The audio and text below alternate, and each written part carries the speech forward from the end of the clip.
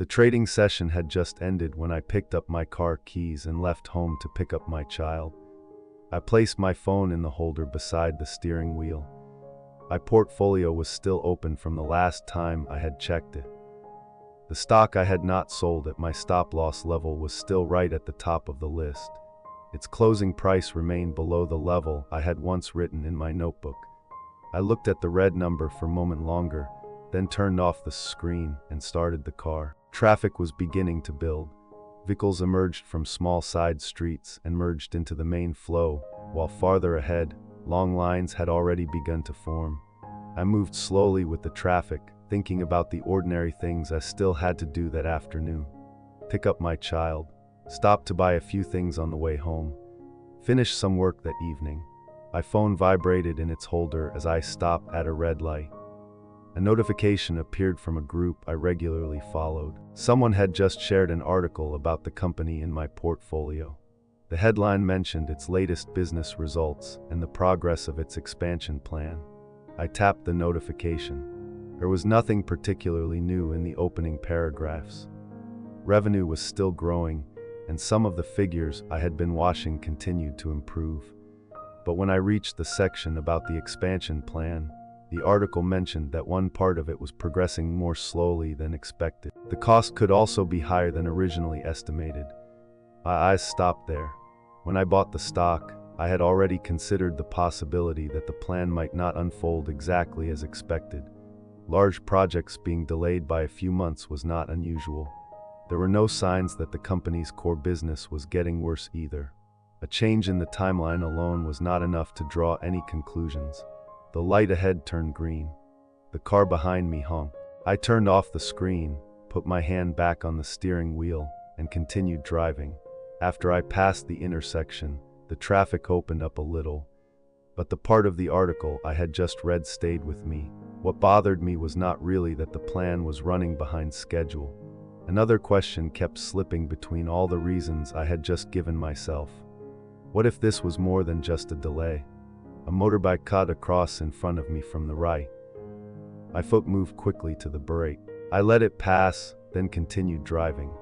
The horns, the signs along both sides of the road, and the stream of people moving toward the intersections pulled my attention back to the road. But when traffic slowed again behind a long line of vehicles, the question returned. What if my original assessment was wrong? I looked at my phone, but did not open the article right away. The stock had already fallen below the level where I had once said I would sell. The fact that my loss was larger than planned was something I could see. It was right there in my portfolio, with a specific number attached to it. But the possibility that I might have been wrong was different. There was no number that could spell that out. When the car stopped again, I opened my phone. The article was still where I had left it, so I scrolled down and continued reading. The writer did not conclude that the company had a serious problem. The section below only raised the possibility that some growth expectations might take longer to materialize.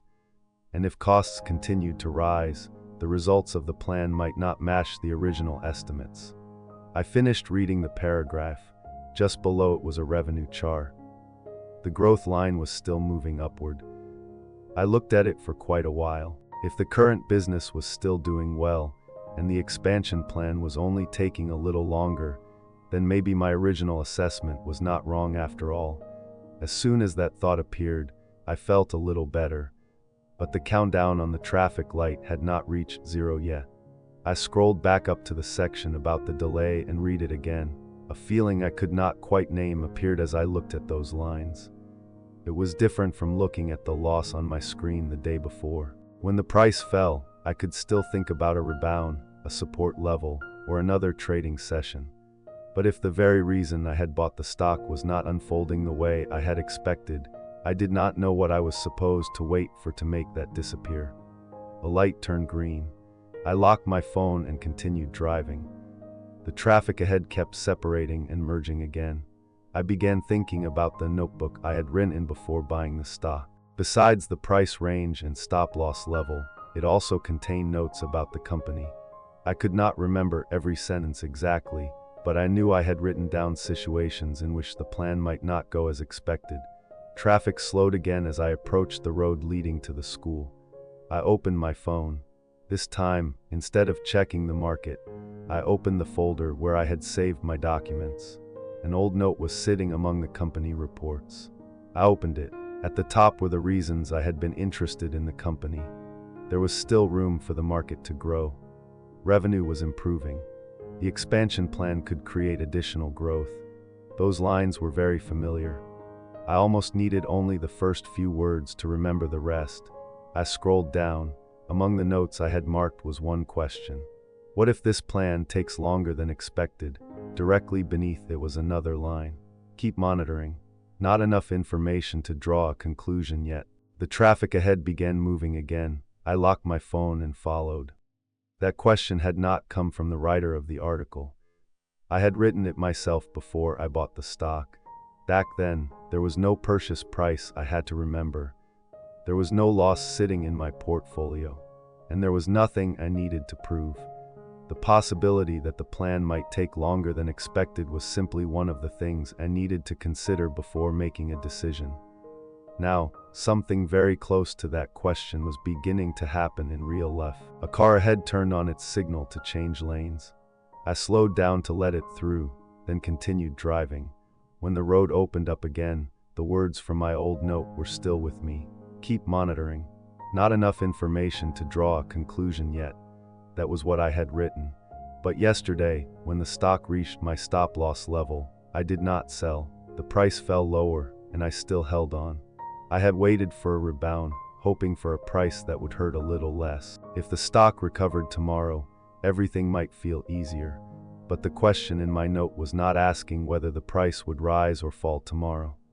It was asking about the company's plan. I turned onto the road leading to the school. More parents began appearing along both sides of the street. Several vehicles were parked in a line near the curb. I drove slowly, found an open space, and pulled in. I turned off the engine. There was still the sound of traffic and people talking outside, but inside the car it became much quieter. Through the windshield, I could see that the school gate was still closed.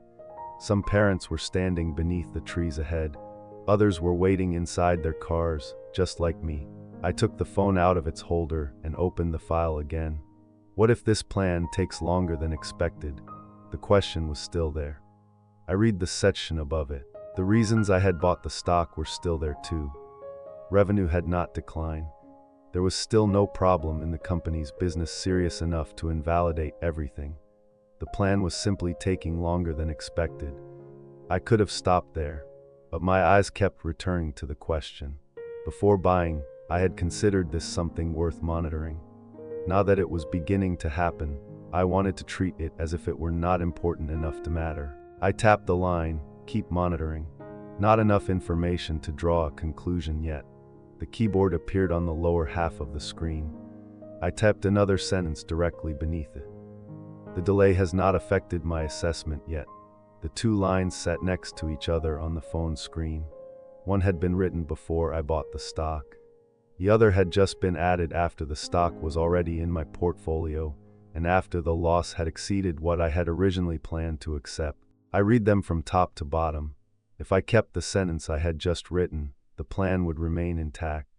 My decision to buy would still have a reason behind it, and the current loss would simply be a fluctuation I had to endure while waiting for the company to deliver what I expected.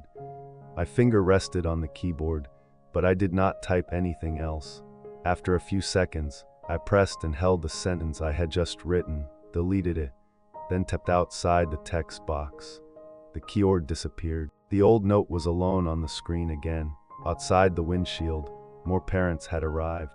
One person parked a motorbike on the sidewalk and stood looking toward the school gate. Two other vehicles moved slowly past me, searching for a space farther ahead. I opened the article again and scrolled back to the section about the delay. There were still places where I thought the writer was a little too pessimistic. Some assumptions still lacked enough data, but none of that made the question in my note disappear. I tried placing other possibilities beside what I still believed. The plan could continue to be delayed. Costs could rise beyond expectations. The numbers I had once used when deciding to buy might not unfold the way I had calculated. Almost every time one of those possibilities appeared, a reason to answer it appeared in my thoughts almost immediately. But on the screen, those risks were still there, tearing a date from before I had bought the stock. A group of younger students walked along the other side of the road with their teacher. It was not my child's class yet. I watched until they disappeared behind the line of vehicles, then opened my portfolio on the phone. The loss was still there. The session had ended, so the numbers were no longer changing. The loss was larger than what I had once been willing to accept before buying, but at least I could see exactly how large it was. Yesterday, I had opened the sell window 3 times and closed it 3 times. At the time, all I wanted was for the price to recover a little, so the number in front of me would hurt less. Now the price had stopped. There was nothing left to wait for in this trading session. I switched back to my notes. The question about the company's plan was still there. Between the loss in my portfolio and the sentence I had written before buying, I noticed something. My eyes could stay on the red number for quite a long time. It was uncomfortable, but it was clear. Yet every time I reached that question in my notes, I wanted to scroll somewhere else. My finger touched the bottom of the page. The keyboard appeared again. I intended to update my assessment after everything I had just read, but the empty space above the keyboard remained empty. I did not have enough information to write that the plan was still fine. But when it came to writing that what I had once believed might not be right, my finger stayed still on the screen. I closed the keyboard without adding a single word. The area in front of the school gate was getting more crowded. Several parents stepped out of their motorbikes ahead, moved closer to the curb to make room. I placed the phone on my lap and looked outside. The red number in my portfolio was still in my thoughts, along with the question I had written myself before buying. The loss had already exceeded what I had once been willing to accept. But as long as I could think that the price might recover, there was still some price ahead of me that I could wait for. But if what I had believed about this decision was wrong, I did not know how long I would have to wait for that to somehow disappear on its own. I opened the note again. The question was still there. I did not edit it. I did not delete it. And I did not add an answer. I locked the screen and placed the phone on the seat beside me. The school gate ahead began to open. Parents who had been sitting in their cars started getting out. The sound of motorbike engines, people calling to one another, and students' voices coming from inside made the street in front of the school much louder.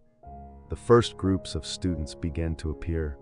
I looked from face to face, searching for my child among all the mashing units. The phone on the seat beside me lit up.